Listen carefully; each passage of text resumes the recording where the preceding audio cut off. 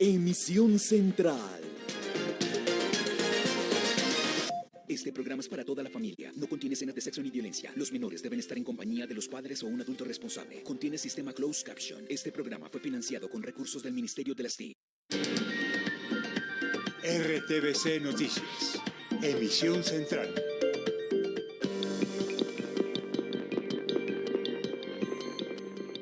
Atención, 2 suboficiales del ejército murieron en medio de un combate en Arauca. ¿Qué pasó, Stephanie Valencia?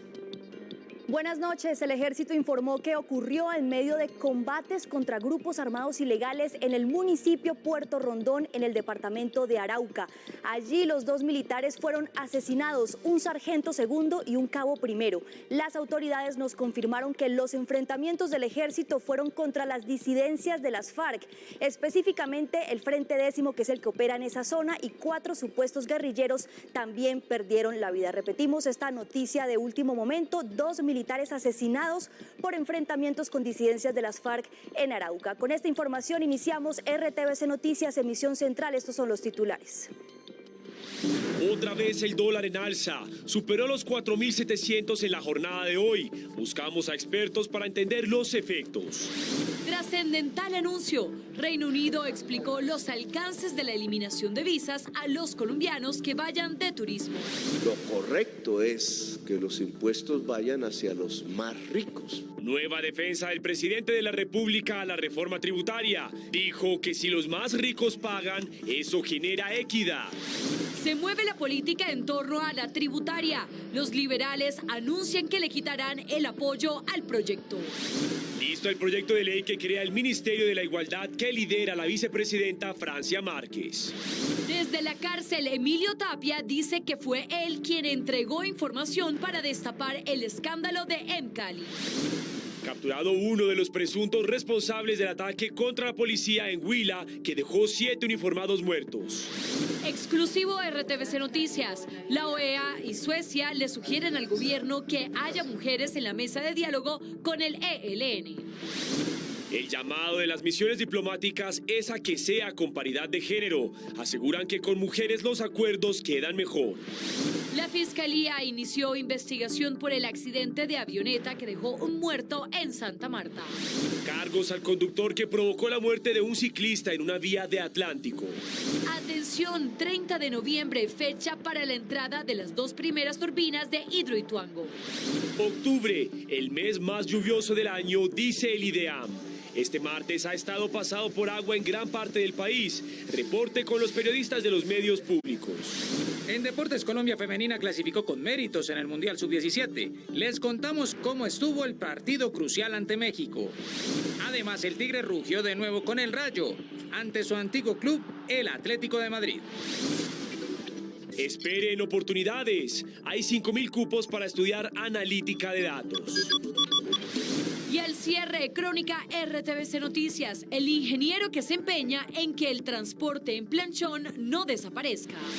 Y en Cultura seguimos conectados con la Feria del Libro en Santiago de Cali. Hablaremos con el escritor Esteban Cruz Niño.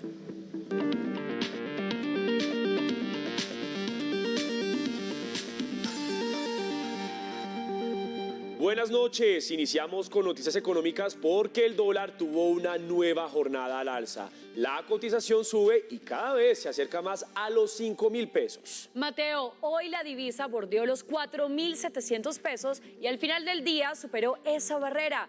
Juan Sebastián Amaya, buenas noches. ¿Qué pasó con el comportamiento de la divisa? Adelante con la explicación.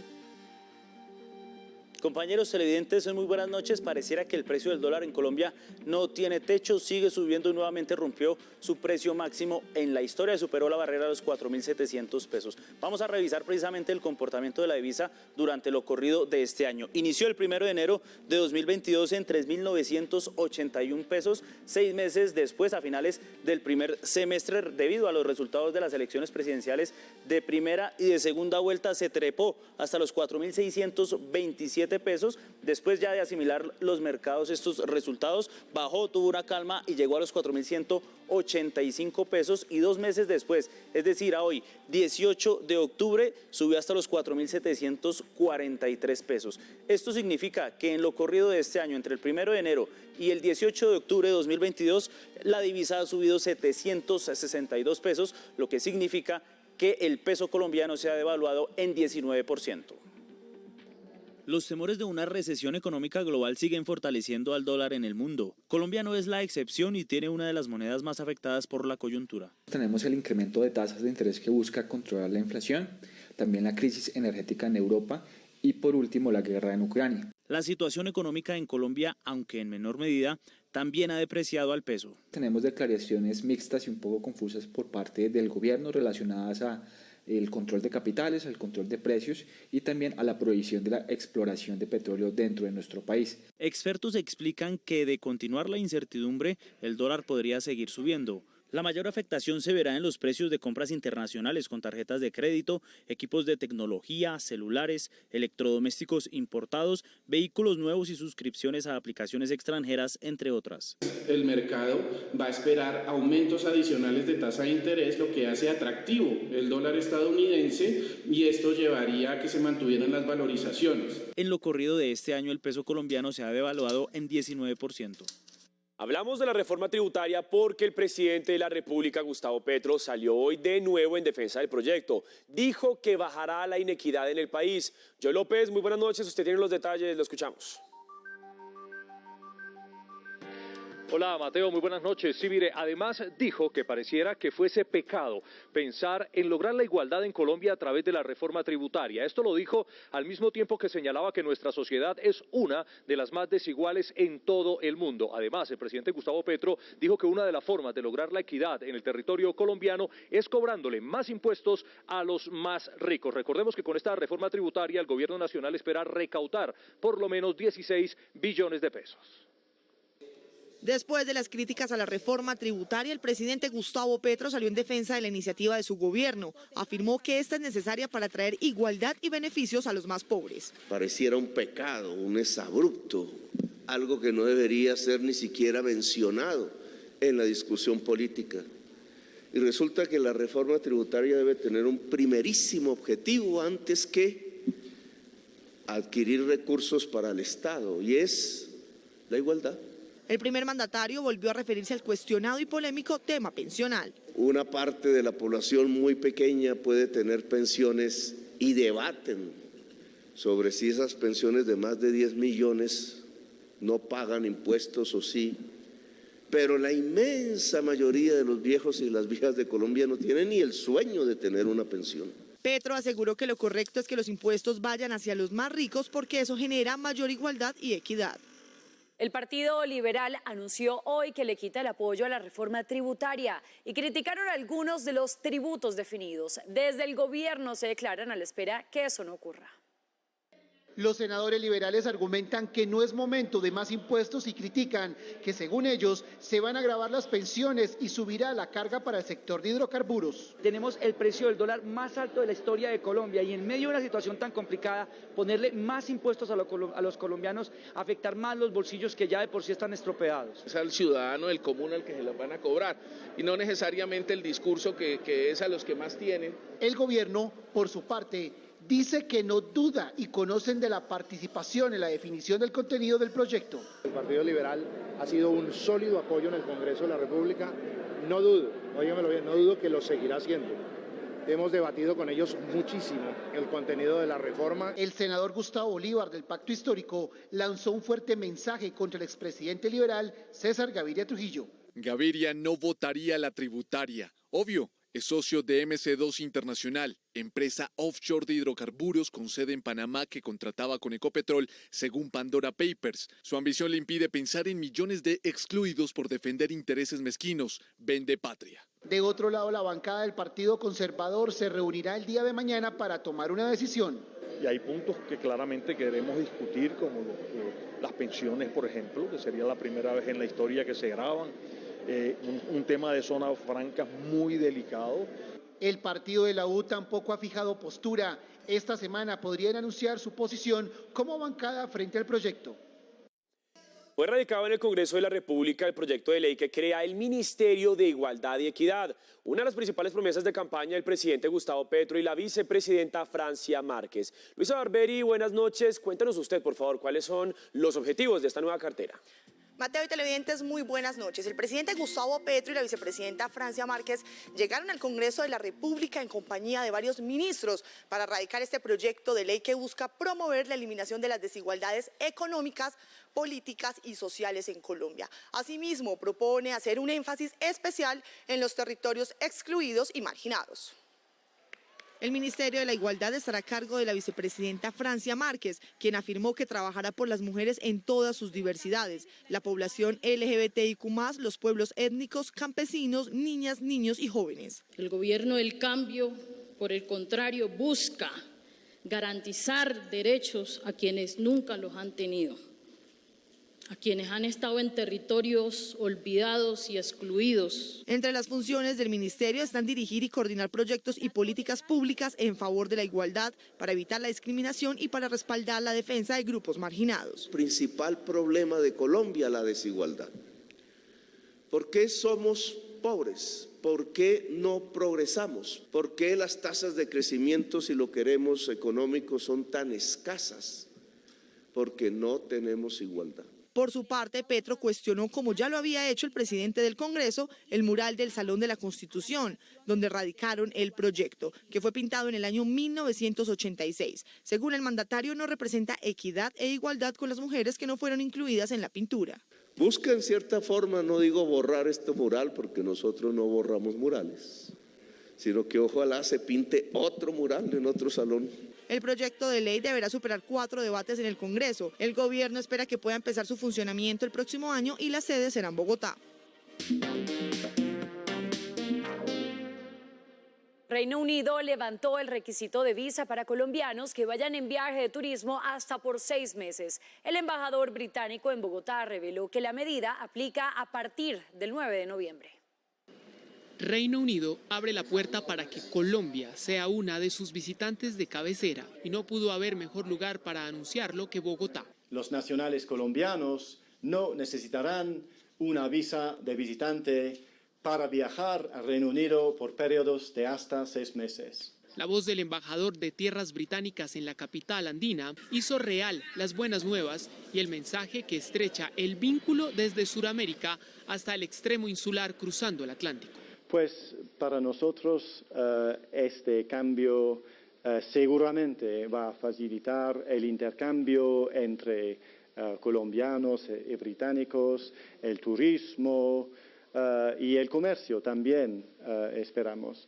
Es un paso importante en la relación UK-COL. Será exactamente en 23 días, el 9 de noviembre, que los colombianos con la mira puesta en pisar suelo del Reino Unido no requieran visado para hacerlo, pero las destinadas para estudios, trabajo y para quedarse sí siguen en pie e inmodificadas. El gobierno, en la persona del presidente Gustavo Petro, a través de redes sociales agradeció ese gesto que hace de Colombia un importante aliado latino para Londres. El ex fiscal anticorrupción Luis Gustavo Moreno, condenado por el cartel de la toga, queda libre. ¿Por qué, Juan Carlos Giraldo?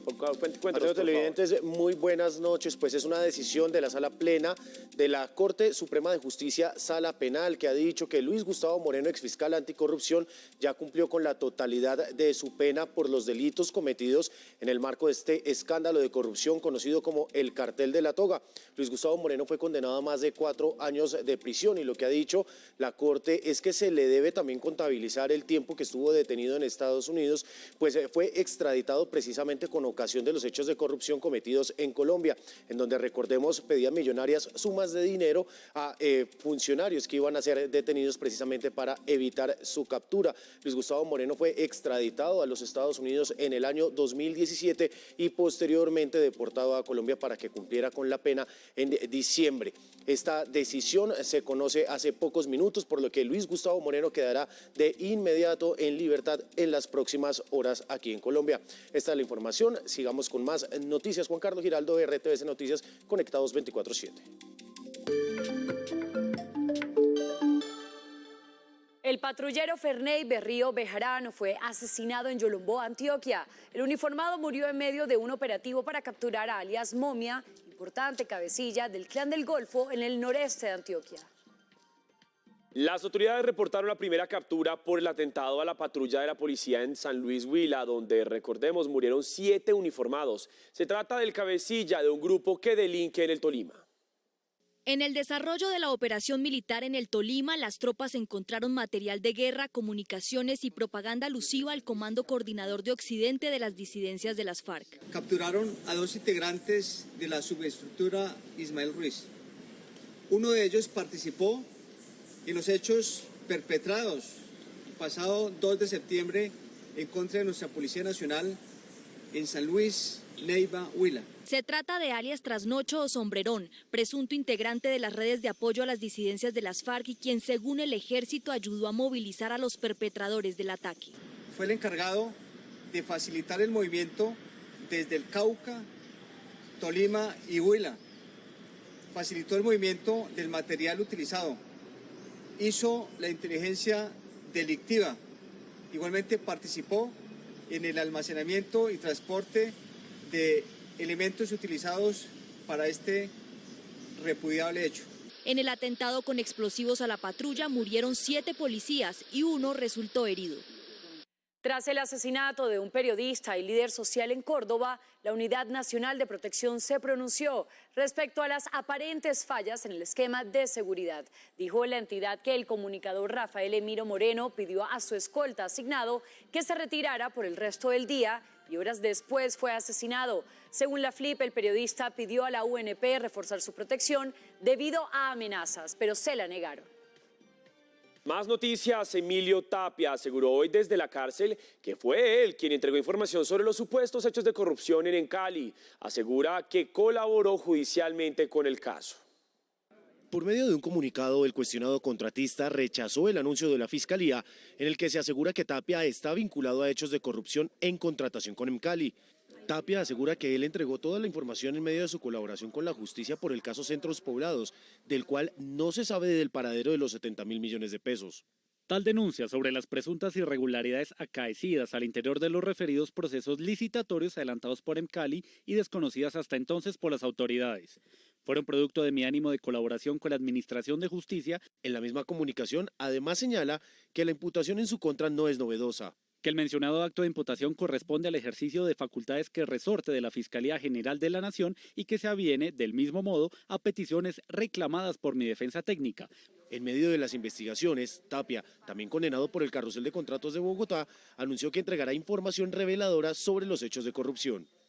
La llamada Segunda Marquetalia, grupo de las disidencias de las FARC, aseguraron hoy que están dadas para el proceso de paz con el gobierno. El grupo se declaró dispuesto a acogerse a la propuesta de la paz total. Suecia y la OEA le solicitaron al gobierno nacional que la mesa de diálogo con el ELN tenga equidad de género. Los delegados dicen que solo así se lograría un acuerdo de paz más legítimo y sostenible. Exclusivo RTVC Noticias. Para el país europeo y la Organización de Estados es imperativo que las mujeres estén en todos los momentos del proceso, principalmente en las negociaciones que se deben llevar a cabo con equipos paritarios y delegadas plenipotenciarias. Garantizar la participación plena de las mujeres en las negociaciones con el ELN desde su inicio significa respetar y proteger los derechos de las mujeres de liderar y participar en procesos y espacios de toma de decisiones que las afectan directamente. Es clave, dicen las delegaciones, que el gobierno nacional recoja las experiencias aprendidas en los anteriores procesos de diálogos y negociaciones. Estudios nos han demostrado que involucrar a las mujeres en todas las etapas de los procesos de paz aumenta en un 35% la probabilidad de que el acuerdo se mantenga. Un proceso efectivo, de acuerdos más sólidos, de legitimidad del proceso, de asertividad de las decisiones que se toman y sobre todo de la sostenibilidad y la posibilidad de hacer una implementación real y eficaz. El gobierno nacional aún no revela cómo estaría conformada la mesa de negociación que se sentará con el ELN. Estas delegaciones tienen lista una campaña llamada Sobran las razones, para que se cumpla la equidad de género en la mesa. La mujer tiene la mayor experiencia, creemos nosotros, la mayor vivencia de lo que fue esta violencia. La mujer es generadora de vida y ha sido quizá la mayor protectora de la vida en medio de tanta violencia, de tanta muerte. Negociar con enfoque de género es un punto de partida. Es importante que esta inclusión del enfoque de género se vea reflejada de manera muy directa en la práctica. Mañana en el Congreso de la República podría darse la aprobación de la ley de paz total que da alineamientos para los diálogos con grupos como el ELN y otras organizaciones criminales. La JEP eligió al magistrado Roberto Carlos Vidal como nuevo presidente del Tribunal Especial para la Paz y a la magistrada Belkis Florentina asumirá como vicepresidenta. Estará en el periodo 2022-2024. El magistrado Vidal es abogado de la Universidad Javeriana y ha sido profesor universitario e investigador experto en derechos humanos. Con 84 votos a favor, el Senado de la República eligió como nuevo magistrado de la Corte Constitucional a Juan Carlos Cortés González. El electo magistrado es abogado y especialista en Derecho Administrativo, con magíster en Administración y especialización en Justicia Constitucional y Procesos Constitucionales. Se ha desempeñado como Viceprocurador General de la Nación, Viceministro de Empleo y Pensiones y Gerente de Formalización del Sector Público del Ministerio de Trabajo, entre otras funciones. La Fiscalía General de la Nación abrió una investigación por el accidente de la avioneta que se salió de la pista del aeropuerto de Santa Marta y ocasionó la muerte de un menor de edad este fin de semana. En el hecho, otras 4 personas quedaron heridas. El ente acusador designó un grupo de investigadores para que determine qué ocasionó el accidente. Como parte de los mecanismos urgentes que ordenaron, una vez se registró el hecho, la Fiscalía ordenó hacer un dictamen forense al cuerpo del menor de edad que perdió la vida por ser atropellado por la aeronave que sobrepasó los límites de la pista. De igual manera ordenaron tomar las declaraciones del piloto, capitán Carlos Malaver, quien tenía el control de la avioneta y de las personas que viajaban en la misma. Estas declaraciones serán parte importante en la investigación, pues podrían determinar una falla de tipo mecánica que pudo haber causado el hecho o si todo se debe a una imprudencia del capitán. Según fuentes de la Fiscalía, la aeronave tenía toda la documentación en regla y cumplió las revisiones preventivas. Sin embargo, investigan por qué esta avioneta, que es utilizada para instrucciones de vuelo en escuela, realizaba otras actividades. En las últimas horas, Medicina Legal entregó el cuerpo del menor de edad a sus familiares. 3 de las 14 personas que resultaron heridas en el accidente de tránsito en el que 20 personas perdieron la vida en la carretera entre Pasto y Mojarras, en Nariño, aún permanecen en cuidados intensivos.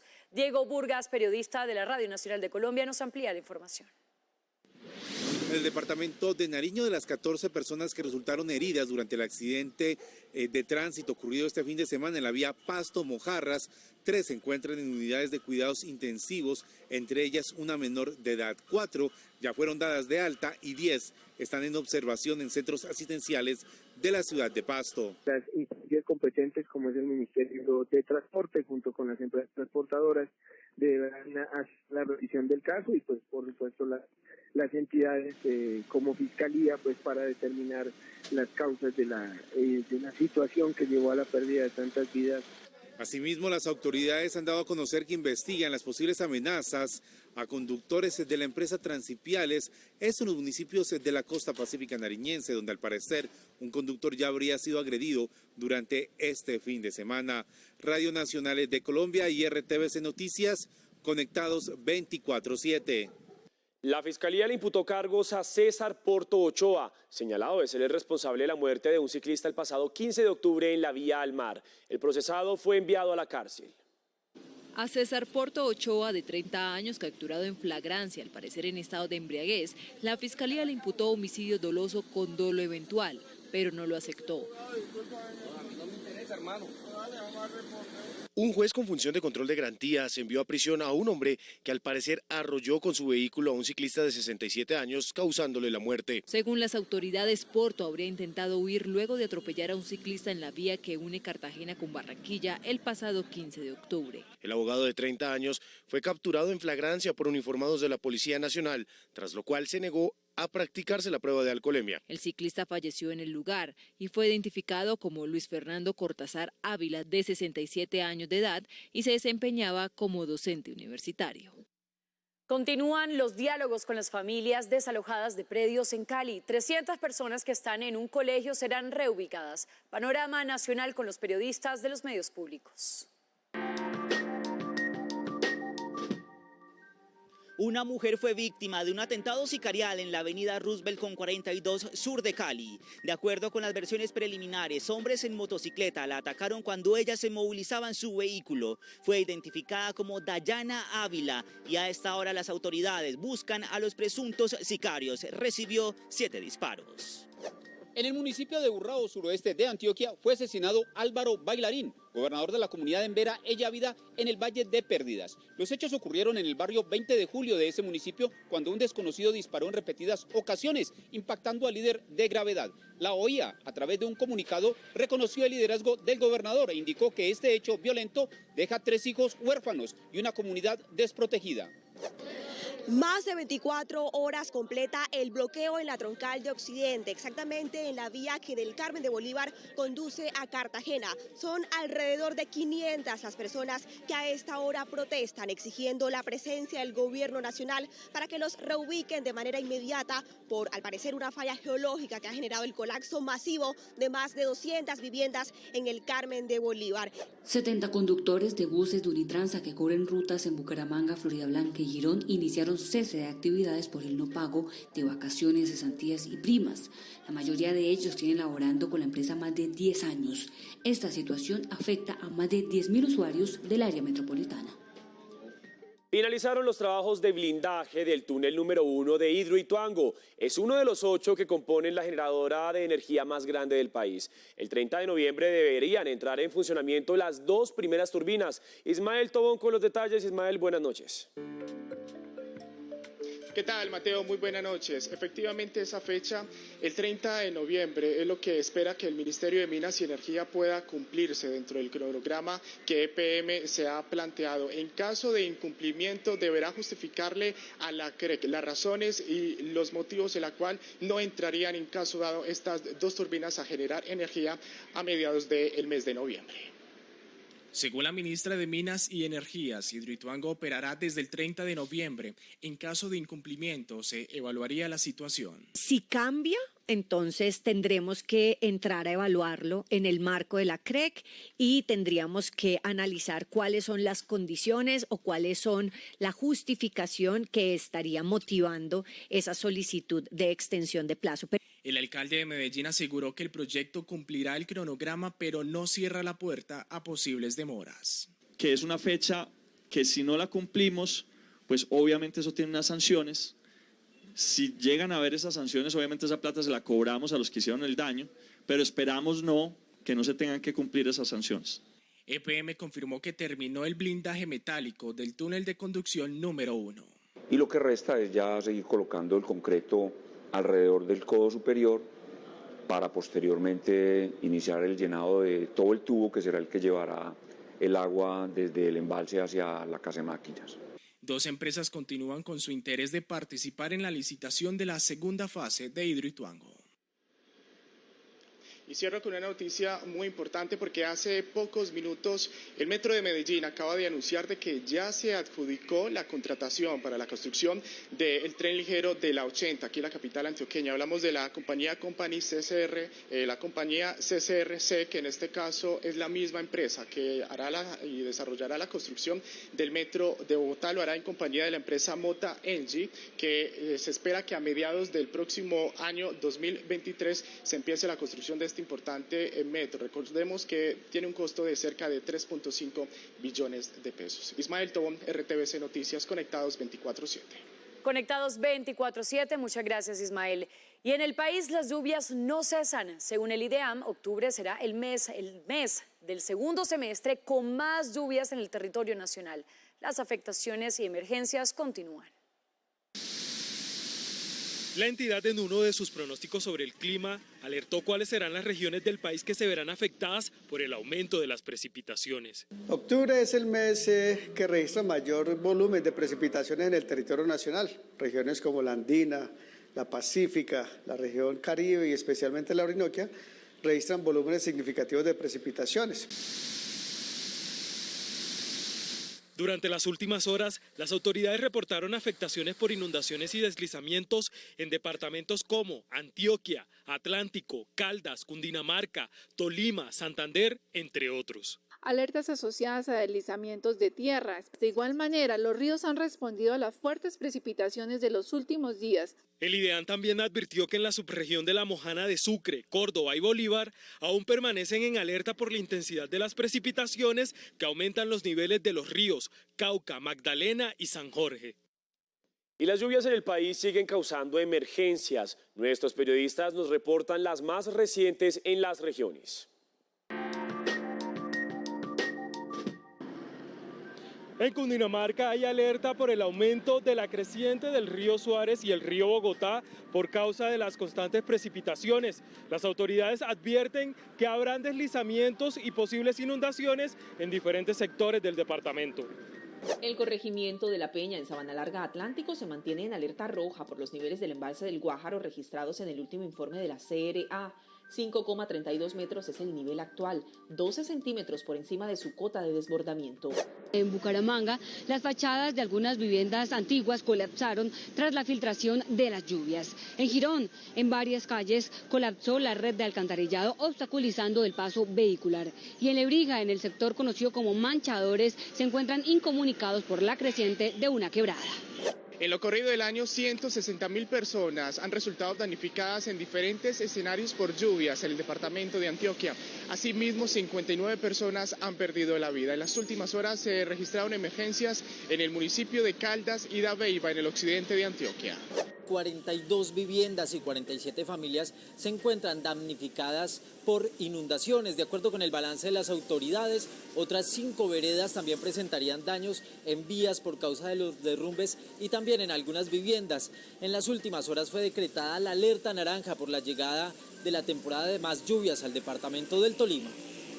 Vean esta historia. Una familia viajó a la costa, pero al regresar a su casa en Bogotá encontraron que los robaron 2 carros, ropa, televisores, computadores. Katy Sánchez, ¿qué detalles se conoce de este hurto? Adelante.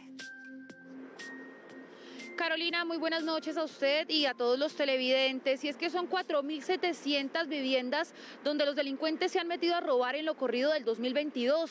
Uno de los modus operandi es que se suben a los postes de los diferentes barrios de Bogotá, cortan la energía para evitar que las cámaras de seguridad sean grabados. Esta es la historia de una familia que se fue de viaje a la costa y cuando llegó no encontraron ni siquiera los cuadernos de sus hijos del colegio.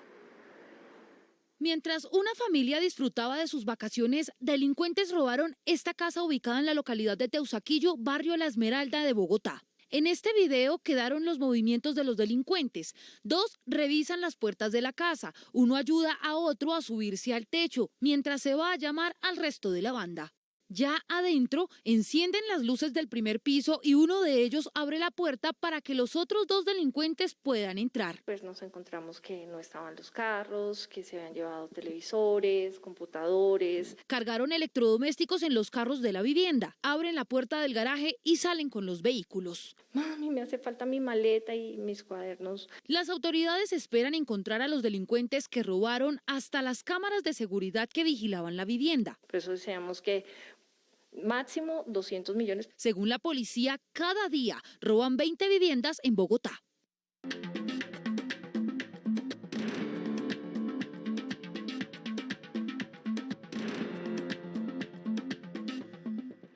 Vamos con los principales hechos del mundo. Aviones de combate F-16 de Estados Unidos interceptaron hoy 2 bombarderos rusos que sobrevolaron el espacio aéreo internacional cerca del estado de Alaska. Esto ocurre en medio de las tensiones por la guerra de Ucrania. El Comando de Defensa Aeroespacial de América del Norte informó que 2 bombarderos Tu-95 fueron interceptados el lunes luego de ingresar y operar dentro de la zona de identificación de defensa aérea de Alaska. Esta zona es un perímetro en el que el tráfico aéreo es monitoreado por las Fuerzas Armadas de uno o más países, más allá de su espacio aéreo nacional, para tener un tiempo de reacción extra en caso de una maniobra hostil. Aunque las tensiones entre Estados Unidos y Rusia son altas por la invasión de Ucrania, el NORAD dijo que los bombarderos permanecieron en el espacio aéreo internacional y no ingresaron en el espacio aéreo de Estados Unidos o Canadá. Rusia suele realizar maniobras militares en esta época del año, que incluyen pruebas de misiles balísticos, aunque no estaba claro si la presencia de los bombarderos estaba relacionada con estos ejercicios rutinarios. No obstante, las interceptaciones de aviones rusos en el área son relativamente frecuentes y, según la NORAD, no son vistos como una amenaza o provocación. Y las lluvias siguen azotando Venezuela. Una nueva emergencia en el estado Aragua deja 3 muertos. En la misma zona murieron hace una semana medio centenar de personas. Un nuevo aluvión en menos de 10 días en Aragua vuelve a cobrar la vida de personas en el centro de Venezuela. Una luz de barro afectó la población de El Castaño, a unos 83 kilómetros de la capital, Caracas. Yo estaba en mi casa, Dios gracias, estaba ahí, logré sacar mi familia, unas tías y todo, bueno, las casas tapiadas, pero estamos a salvo. El presidente Nicolás Maduro aseguró que hubo un crecimiento inaudito de los cauces que atraviesan el Castaño, situado al pie de una zona montañosa. Corrientes fuera de control del río El Palmarito a causa de las intensas precipitaciones arrastraron vehículos, árboles y enormes rocas. Muchos de los afectados agradecieron haber sobrevivido, a pesar de las pérdidas materiales. Ahora toca resignarse, empezar de nuevo, trabajar y valorizar más la vida. Antes del deslave en las tejerías, lluvias sobre los niveles históricos habían dejado 13 víctimas mortales en otras regiones de Venezuela desde el 23 de septiembre. Y ahora se suma a la tragedia de las tejerías y este nuevo alud en el Castaño.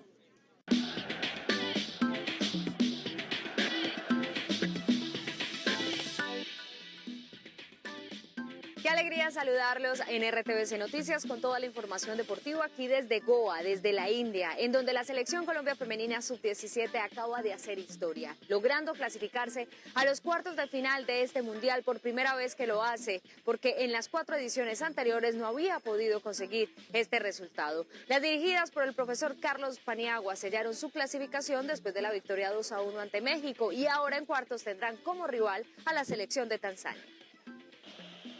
México dominaba el partido y manejaba el balón, pero cuando a Colombia le costaba llegar, apareció esta joya. En una jugada de recuperación y trabajo de espacios, Juan Ortegón, con ese pie calidoso y la virtud de una pegada magistral, puso a ganar a la tricolor. En el segundo tiempo, las dirigidas por Paniagua cuidaron el resultado hasta que México empezó a aproximarse al arco de Luisa Agudelo, pero falló la precisión. Y cuando había esperanza del lado mexicano, un error defensivo dejó a Linda Caicedo frente a frente con la portera Renata Cota. Así llegó el 2-0 y el tercer gol de Linda en el Mundial. Pero es de cracks equivocarse. El descuento de la Tri fue un autogol de la capitana.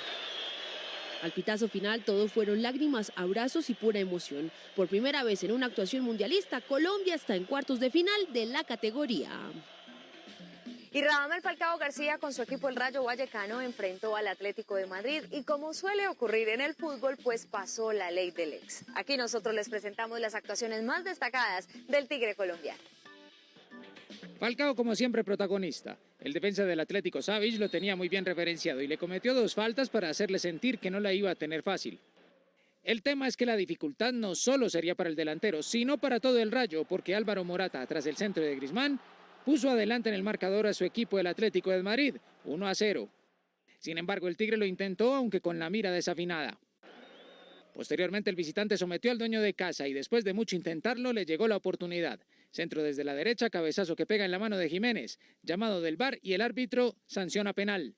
El Tigre colombiano al cobro y gol para el empate, que con el empate 1-1 le impide al Atlético igualar al Barcelona en el segundo lugar de la tabla de posiciones y dejar al Rayo en el puesto 10 con 12 puntos.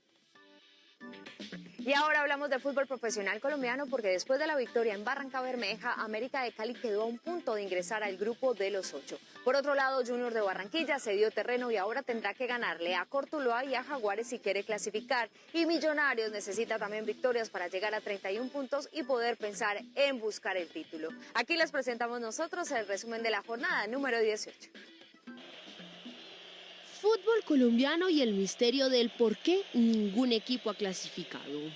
No lo hizo Pasto, que siendo líder tenía la posibilidad de poner el pie que le falta si ganaba, pero empató en casa. Por desaciertos de nosotros, por equivocaciones y quedar con 9 hombres y sacar este punto creo que es supremamente loable. Tampoco Millonarios, que no pudo con el descendido Patriotas y que en 7 partidos ya gastó todos sus ahorros. No voy a cambiar el modelo porque es que hoy el equipo hizo todo para ganar el partido. Todo. Con centros, con llegadas, con paredes, con media distancia. Hoy tuvimos todo. Menos Santa Fe, que tuvo una buena oportunidad en el Estadio Jaraguay, pero Alexis Márquez le hizo daño a Alfredo Arias. Tuvimos descuidos y lo aprovecharon. No hay excusa. Y ni qué decir del Junior de Julio Décimo, que perdió 2-0 con Envigado y al que le anularon un par de goles. Quedan 2 finales más, quedan 2 partidos donde sin duda necesitamos mejorar en algunos comportamientos. Pero todos estos resultados terminaron beneficiando a la Mechita. América le ganó a Alianza Petrolera y sigue en la pelea. 2 equipos, 2 partidos y apenas 6 puntos en disputa. Ganar o ganar, no hay margen de error, camino a las fases finales.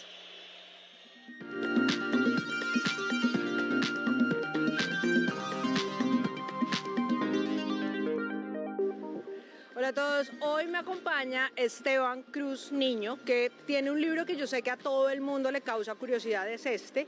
Se llama El libro negro de la brujería en Colombia. En todas las familias siempre hay alguien que cree en brujas, en todos los círculos sociales hay alguien que sabe de brujería, pero resulta que aquí hay un libro que nos cuenta además cómo ha estado en las altas y bajas esferas de Colombia. Esteban, bienvenido.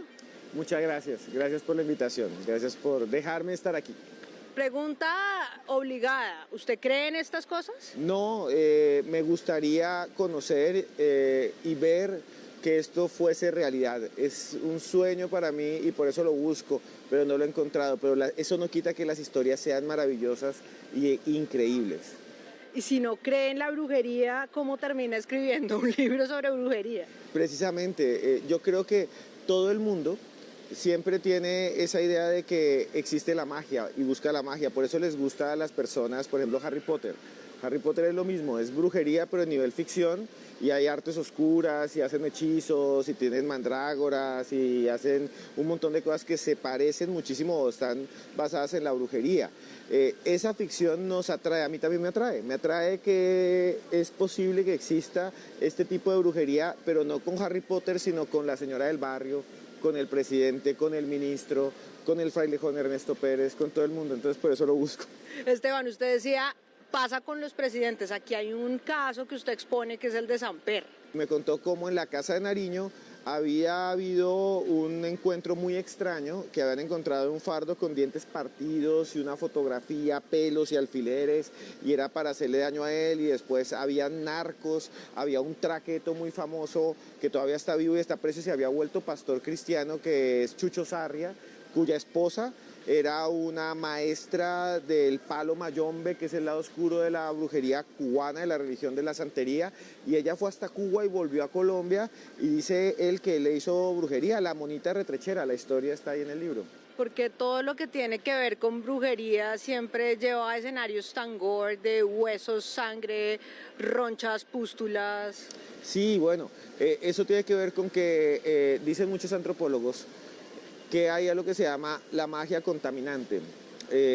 Radcliffe Brown, Fraser, bueno, un montón la estudiaron. En resumidas cuentas es lo siguiente: para poder yo conectar y hacer daño a alguien necesito un elemento que lo vincule. Entonces muchas veces se usan los fluidos humanos, saliva, semen, sangre menstrual, llanto, lágrimas, grasa humana o algo que lo represente, fotos, o por ejemplo incluso uñas, algo que represente a la persona y la vincule, y mediante el rito pues se vincula a la persona y se le puede hacer daño a distancia, ¿no? Es lo que llamamos la magia contaminante. Oiga, Esteban, pero de verdad, después de todo lo que me está contando, de haber escrito acá el caso de Samper, el caso de Naren Daryanani, ¿de verdad usted no cree en esto? Yo creo que la brujería es real dentro del campo social. Si tú crees en la brujería, y esto yo no lo digo, lo dicen los antropólogos, el que cree en la brujería, mis colegas, los famosos, el que cree en la brujería realmente le pasa. Es que el brujo te lo dice. Cuando yo entrevisto a los brujos de Colombia, los brujos famosos, los que han hablado con senadores, ministros, me dicen, la brujería le ocurre y le pasa a aquel que está convencido de que funciona. La mejor contra es no creer. Esteban Cruz Niño, autor del libro negro de la brujería en Colombia. Muchas gracias por haber estado con nosotros en RTVC Noticias. A ustedes muchas gracias, que les vaya bien.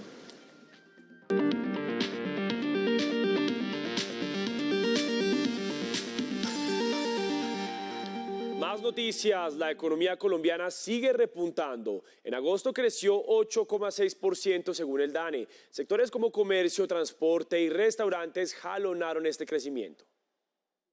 Con un 8,6%, el país mostró una variación positiva en el indicador para el mes de agosto. Tenemos que la contribución de las principales actividades económicas del ICE, comercio, transporte, almacenamiento, alojamiento y servicios de comida, que suman 1,6 puntos porcentuales. Las actividades terciarias como comercio al por mayor y al por menor, transporte y almacenamiento, entre otras, con una variación anual del 9% al registrar un aporte de 6,5 puntos porcentuales, fueron las que principalmente influyeron en el indicador de crecimiento. Podemos ver la variación anual de 8,6 para Colombia y la mensual de 1,4, la ubican en la anual como el que tiene la mayor variación dentro de estos países de la región. Dentro de las actividades que más crecieron, diferente a las que más aportaron, estuvieron las financieras y de seguros con un 16,6%, información y comunicaciones con el 13,6% y las industrias manufactureras y de construcción con el 12,4%.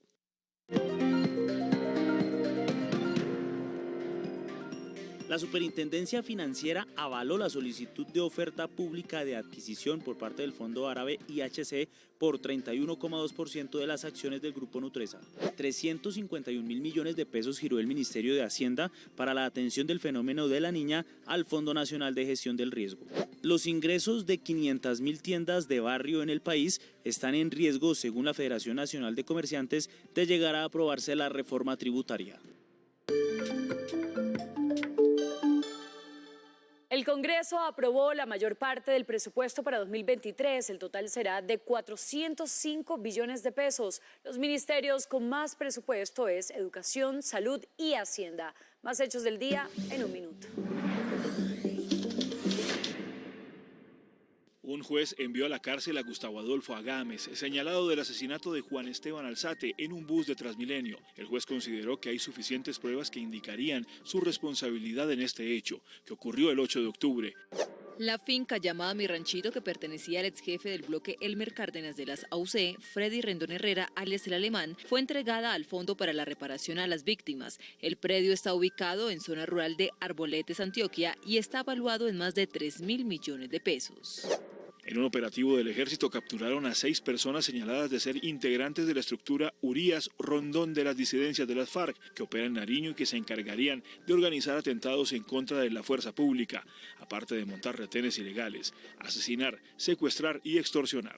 La central mayorista de Corabazos en Bogotá puso en marcha el nuevo sistema de recolección de basuras que evitará los efectos de las cerca de 120 toneladas diarias de residuos. Todos los días recogerán los desechos y lavarán las bodegas por dentro y por fuera.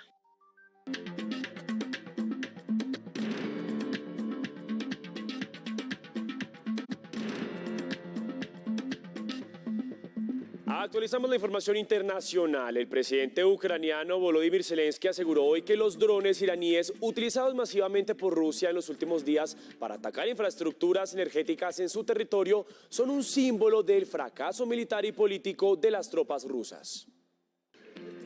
Apagar Ucrania, quitarle opción de obtener calor con un invierno que promete ser crudo y que el agua sea a cuentagotas es el fin último de este proceder. Son Shahed 136, 3.5 metros de largo, 2.5 de extensión y el lomo nutrido de explosivos. Los aliados iraníes no tripulados con los que Moscú reinventa en picada su ofensiva contra la anchura, altura y profundidad de ciudades como Kiev. Mataron a una joven familia apuntando a un edificio de apartamentos con un dron iraní, un hombre y una mujer embarazada de 6 meses. Putin puede registrar otro logro más. Mató a una embarazada. 1.100 ciudades y poblados hoy son ajenos a la electricidad. Continúa la reconexión de emergencia a redes de respaldo para restablecer el suministro eléctrico a las comunidades. Afortunadamente no hay víctimas. El mismo presidente actualizó que un tercio de su infraestructura eléctrica, un 30% destruida, ha sido presa de los drones kamikaze que Rusia le revienta. Con los informes sobre la posible continuación de suministros de armas de Irán a Rusia, someto a consideración del presidente una propuesta para romper relaciones diplomáticas con Teherán. Es el nuevo momentum de la guerra, una campaña expansiva con otra modalidad de agresión desde Moscú a la que toda vida que se le impida cegar cuenta y que hace campo al entreno a la europea de tropas de Kiev, sumadas ya casi 5.700 horas así. La ONU informó que 23 menores han sido asesinados y muchos otros han quedado heridos por la represión de las protestas en Irán, que ya completaron un mes. Además, desconocen cuántos han sido enviados a centros de tratamiento psicológico. Más noticias del mundo a continuación. Centenares de personas, en su mayoría estudiantes, se congregaron en las cercanías de la llamada Plaza de la Dignidad, donde hace 3 años se produjo el estallido social en Chile. En este aniversario, el presidente Gabriel Boric hizo un llamado al diálogo para avanzar en las reformas, al tiempo que hubo enfrentamientos entre manifestantes y policías. Casi 300.000 personas se manifestaron este martes en Francia, donde se vivió una jornada de huelga para reclamar aumentos salariales que recompensen la inflación. Los manifestantes también buscaron solidarizarse con los huelguistas de refinerías que el gobierno de Emmanuel Macron retuvo. El presidente brasileño Jair Bolsonaro, que buscará reelegirse el 30 de octubre, visitó la ciudad de Juiz de Fora, donde hace 4 años fue apuñalado y estuvo muy cerca de la muerte. Bolsonaro se disculpó por sus declaraciones sobre menores venezolanas que le valieron acusaciones de pedofilia por parte del entorno de su rival, Luis Ignacio Lula da Silva. A 3 semanas de las elecciones de medio término en Estados Unidos, el presidente Joe Biden prometió que el primer proyecto de ley que promulgará si los demócratas mantienen el control del Congreso consagrará el derecho al aborto, para contrarrestar los pronósticos que dan a los republicanos como favoritos. Llegamos a oportunidades. Atentos porque el Ministerio de las TIC abrió 5.000 cupos para estudiar analítica de datos. Acá les contamos cómo inscribirse. En oportunidades para aprender analítica de datos, vaya a la página www.mintic.go.co. Deslice hasta abajo en la sección convocatorias y de clic en Mintic formará 5.000 colombianos. Lea con atención la descripción y requisitos como ser egresado de un colegio público o privado, vivir en estratos 1, 2 y 3, haberse graduado en los últimos 3 años y tener disponibilidad para desarrollar las sesiones durante 6 semanas. Para inscribirse, dé clic en el link que tiene a disposición, llene sus datos personales y siga el paso a paso. Atentos, entre las temáticas que se abordará durante el curso destaca alfabetización, interpretación, exploración, recopilación de datos, entre otros. Y mucho ojo, tiene plazo de aplicar hasta el 24 de octubre. Y muy importante, recuerde que si quiere seguir informado 24/7, nos encuentra en todas nuestras redes sociales como RTVC Noticias.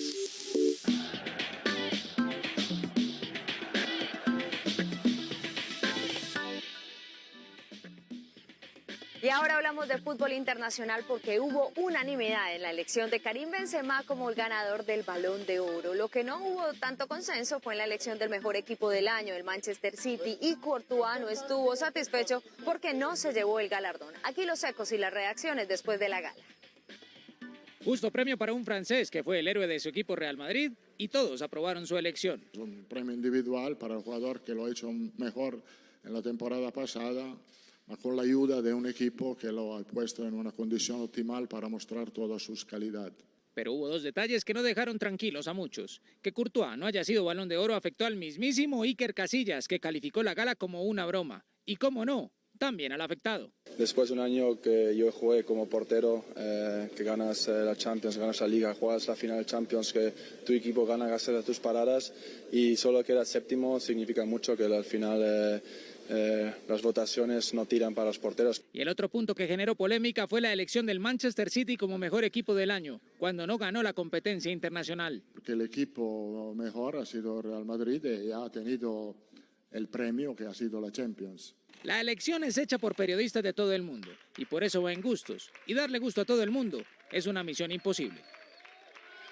Iván Sosa se quedó como campeón del Tour de Langkawi y este seguiría su segundo título este año después de quedarse con la Vuelta a Asturias. Nosotros así comenzamos nuestro resumen deportivo del día. El pedalista colombiano se quedó con la camiseta amarilla que lo confirma como campeón de la ronda asiática. Es el segundo título del año para Iván Sosa, que también se coronó en la Vuelta a Asturias en esta temporada, y el sexto para algún ciclista colombiano en la carrera Tour de Langkawi. El tenista Daniel Ganal le ganó el español Bernabé Zapata Miralles en el ATP 250 de Nápoles, en Italia. Con la victoria, Galán, vestido de camiseta azul, rompió una racha de 3 derrotas consecutivas y se instaló en los octavos de final del certamen. Y siguiendo con el tenis, la colombiana Camila Osorio jugará en la segunda ronda del Masters 1000 de Guadalajara ante la checa Marie Buskova, que venció a su compatriota Teresa Martinkova con parciales 6-2 y 7-5. El partido será este miércoles 19 de octubre. En Montería, Córdoba, cruzar el río Sinú en planchón hace parte de la cotidianidad. Un ingeniero que no consiguió trabajo ahora vela porque este se mantenga como medio de transporte. Crónica de RTVC Noticias. Un monteriano hace 17 años se esfuerza por tratar de conservar una tradición, el uso del planchón. Hoy su mayor preocupación es que este sistema de transporte desaparezca.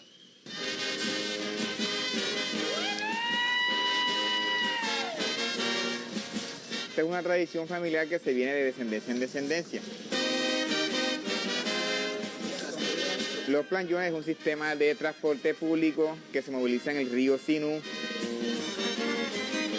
mediante una guaya que atraviesa el río de forma hidráulica, un timón, no necesita de motor, ningún tipo de energía. Origen. De aquí de este planchón dependen 4 familias. Uno de los principales miedos de nosotros como planchoneros que tenemos es que este transporte tienda a desaparecer.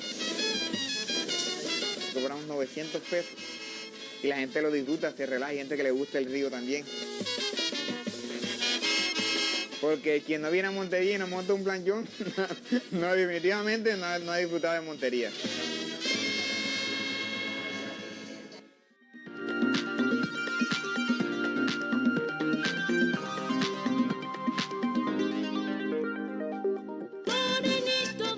La cumbia del Caribe colombiano fue declarada Patrimonio Nacional. El anuncio lo hizo hoy la ministra de Cultura Patricia Ariza durante el Festival de Cumbia José Barros Palomino que se hace en el Banco Magdalena. Es importante aclarar que es la cumbia del Caribe colombiano porque hay cumbia en muchas otras regiones de Latinoamérica. Las razones son varias. La primera es que nos identifica como país y la segunda que da cuenta del mestizaje del que somos productos porque tiene raíces indígenas, raíces negras y raíces españolas, o sea, nada más colombiano que la cumbia. Por otro lado, Fabio Rubiano estrena una obra de teatro que se llama Historia de una oveja, escrita y dirigida por él. Los detalles los tiene como siempre Lord Cultura, Juan Sebastián Ramírez. Soy Bere, la oveja que no se hace vieja, chuchuma, calaca, machito, alaraca, oveja, pelleja, remate de lama, cobija, katana, retinta, mañana. Historia de una oveja. Obra escrita y dirigida por Fabio Rubiano que ahonda en el relato de desplazamiento forzado sobre aquellas interminables caminatas para huir de casa. Entonces nos quedamos acá, sí. Nos quedamos acá todos. La ternura en medio de estas cosas tan dolorosas. Aunque parezcan elementos disímiles y contradictorios, de eso se trata también nuestro país, de una suma de contradicciones, que en medio del dolor, de la barbarie, pueden aparecer elementos dulces. Oiga, ¿ustedes por qué son tan antipáticos con los animales? Ay. El problema de siempre en Colombia, la tierra, deja a su paso historias, costumbres, rutinas que mutan para encarnar ahora una muerte andante. Yo respeto eso, pero yo no creo en esa vaina porque a mí me protege el Señor. ¡Gloria a Dios! ¡Gloria a Dios! Una carga emocional que se puede ver incluso a través de otro ser vivo que piensa que todo esto se trata de un simple paseo. Las ovejas también son desplazadas. También tienen este problema de la migración forzada. Se ve solamente como a la gente que se queda sin casa. Es gente que se queda sin todo su entorno, sin casa, sin su comida, sin su clima, sin su gente. ¡Turco cochino! Obra llena de recursos narrativos, desde lo cómico hasta la tragedia. Una puesta en escena que no deja nada al azar. Tu olla para que te vayas al más allá y no pienses que robamos. Yo lo veo como el homenaje a las víctimas. Cada camisa es una persona, cada media es una persona, cada zapato estuvo calzado por alguien. Y es muy fuerte ver esas imágenes, ¿no? Y sobre todo cuando Fabio en el montaje las coloca de cierta manera que se ve la figura de la persona. Coproducción del Teatro Colón y el Teatro Petra, que regresa después de un recorrido nacional e internacional a la sala principal con 5 funciones del 21 al 23 de octubre. Bueno, ahí está, vea. Teatro para empezar la semana, tenemos buenos planes. ¿Hace cuánto fue la última vez que usted fue a teatro? Hace 2 semanas. Me dio una obra muy interesante, la verdad. Así que yo creo que voy por esta también. Hay que verla, yo ya me la vi. Era de improvisación. Muy buena, y recomendada, la verdad. Espectacular. Bueno, y con esta noticia cultural despedimos RTVC Noticias en Visión Central. Gracias por acompañarnos. Chao, chao.